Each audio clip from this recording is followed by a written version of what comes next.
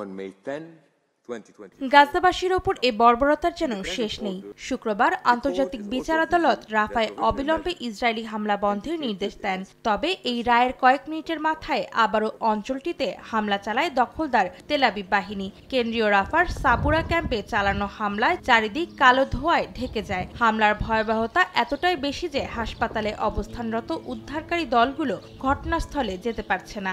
Israeli tank ও সৈন্যরা রাফার দক্ষিণ পূর্বাঞ্চলের দিকে অগ্রসর হচ্ছে।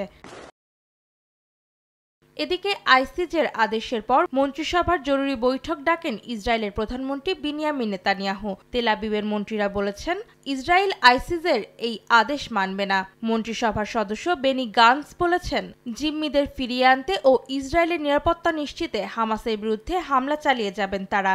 এদিকে ইসরায়েলের পার্লামেন্টের বিরোধী দলীয় নেতা ইয়ার লাপিদও হামলা চালিয়ে যাওয়ার পক্ষে মত দেন। নগদে 500 টাকা বা তার বেশি পেমেন্টে পেতে পারেন ঢাকায় জমিসহ 20 কোটি টাকার পুরস্কার। অন্যদিকে মাত্র 2 সপ্তাহের ব্যবধানে রাফা ছেড়েছে 9 লাখেরও বেশি ফিলিস্তিনি।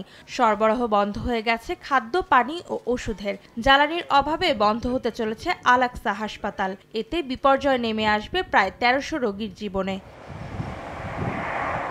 এদিকে ইসরায়েলের সামরিক ঘাঁটিতে হামলার দাবি করেছে ইরান সমর্থিত লেবাননের সশস্ত্র গোষ্ঠী হিজবুল্লাহ। তাদের দাবি, ইসরায়েলি সামরিক বাহিনীর 769তম ব্রিগেডের সাহেল ব্যাটালিয়নের সদর দফতরকে লক্ষ্য করে রকেট ও ক্ষেপণাস্ত্র হামলা চালিয়েছে তারা। কিন্তু এই হামলার বিষয়ে এখনো কোনো মন্তব্য করেনি ইসরায়েল।